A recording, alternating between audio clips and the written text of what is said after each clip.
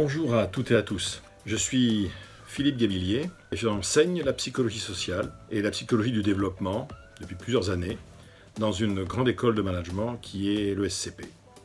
Depuis toujours, j'ai travaillé essentiellement sur les mécanismes du leadership inspirant, du leadership positif. Les questions de recherche que j'ai tenté d'aborder étaient comment en permanence maintenir une atmosphère d'enthousiasme, d'optimisme, d'audace au sein des collectifs de travail. Et c'est ce qui m'a conduit assez naturellement, depuis une dizaine d'années, à développer un certain nombre de réflexions autour de l'optimisme.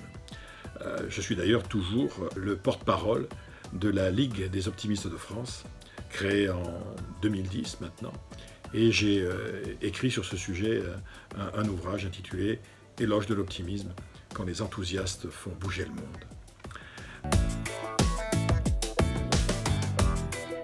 L'optimisme, c'est dans le fond deux choses.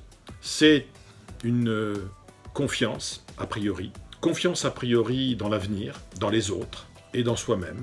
Mais cette confiance n'est pas une confiance aveugle. L'optimiste fait confiance, mais il a aussi la certitude, c'est pour ça qu'il est optimiste, qu'en cas de problème, en cas de difficulté, en cas de revers, il saura quoi faire. Il saura où mobiliser des ressources, des talents, des solutions pour affronter justement les échecs ou les difficultés. Être optimiste, dans le fond, en particulier dans le monde dans lequel on vit aujourd'hui, c'est être capable, pour soi-même et pour les autres, de mettre le réel, la réalité, sous tension positive. Dans le fond, c'est le contraire d'une illusion. L'optimiste ne s'illusionne pas du tout, simplement, il regarde la réalité telle qu'elle est. D'ailleurs, un optimiste ne refuse pas, au contraire, de voir le côté négatif des choses. Simplement, le point de vue optimiste fait qu'on refuse de s'attarder sur ce côté négatif plus que de raison, trop longtemps, en quelque sorte. L'optimiste va tenter d'anticiper de façon positive, voir ce qui pourrait s'améliorer, ce qui pourrait bouger dans le bon sens. Et surtout, il y a dans la posture optimiste sur la vie, c'est vrai, une foi assez forte dans le pouvoir de l'action et de la liberté. Et donc de la liberté d'action, ce que certains philosophes appelaient, continuent d'appeler d'ailleurs, le libre arbitre. Le management a quasiment un devoir d'optimisme. Simplement parce que, comme je dis souvent, si vous ne pensez pas que votre optimisme de manager peut remonter le moral de vos troupes, essayez donc avec le pessimisme et vous allez voir rapidement ce qui va se passer. Sur le champ managérial, dans le monde du travail, l'optimisme, c'est un triple devoir. C'est un devoir de lucidité, car la situation est difficile, c'est un devoir de recadrage, et c'est aussi un devoir de proactivité.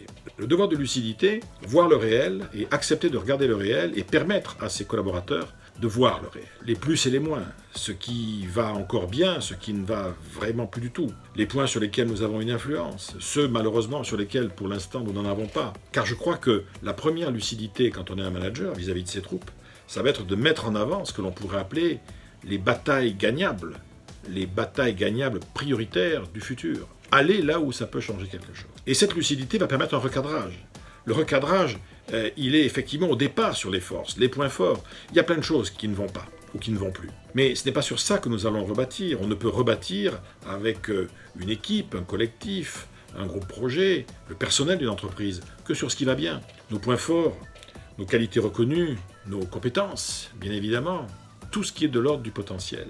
Et bien évidemment, on doit aussi recadrer sur les leviers d'action. Il y a plein de domaines sur lesquels nous n'avons pas aujourd'hui de marge de manœuvre. Allons mettre notre énergie là où nous pouvons encore influencer, faire bouger les choses. Nos priorités budgétaires, la relation avec nos clients, etc. Donc capitaliser sur les forces d'un côté, premier recadrage, et ensuite sur les points sur lesquels nous pouvons faire levier, sur nos marges de manœuvre, deuxième recadrage. Et puis enfin, un management optimiste, un leadership optimiste, est d'abord un leadership et un management de proactivité. C'est-à-dire que, tant qu'à faire, le futur ne sera fait que des solutions que nous allons trouver et mettre en œuvre. Et il faut accepter, en toute logique, de mettre en œuvre aujourd'hui sur le terrain très vite des solutions temporaires, partielles, probablement imparfaites, mais qui vont contribuer à faire bouger les choses. Le culte de la solution, qui d'ailleurs fait qu'aujourd'hui, On n'est plus dans un monde où on va donner à ses collaborateurs, en particulier les plus jeunes, le droit à l'erreur. Aujourd'hui, c'est plus le droit à l'erreur dont on a besoin. On a besoin que quelqu'un nous donne le devoir d'essayer. Et là, ça fera bouger les choses différemment. Et puis, on ne sait jamais de quoi demain sera fait. Dieu sait que ce qui nous est arrivé depuis quelques mois, c'est un inattendu dont on se serait bien passé. On peut aussi, parfois, admettre, reconnaître que l'inattendu peut se révéler porteur d'opportunités. C'est aussi ce message que le leader ou le manager optimiste va tenter de faire passer auprès de ses troupes. Dans le fond, et ça sera mon mot de la fin, dans les temps troublés dans lesquels nous sommes, un manager optimiste, un leader optimiste, un dirigeant optimiste, un parent optimiste, un éducateur optimiste. C'est quelqu'un dont celles et ceux qui travaillent avec lui ou avec elle, ou vivront avec lui ou avec elle, diront un jour, à cette époque-là, lui ou elle, il avait quand même quelque chose, c'était que malgré les difficultés, il arrivait quotidiennement à nous donner le sentiment que tout était encore possible et que tout allait pouvoir recommencer. Dans le fond, c'est un peu ça l'optimisme. C'est être un créateur de nouvelles aurores.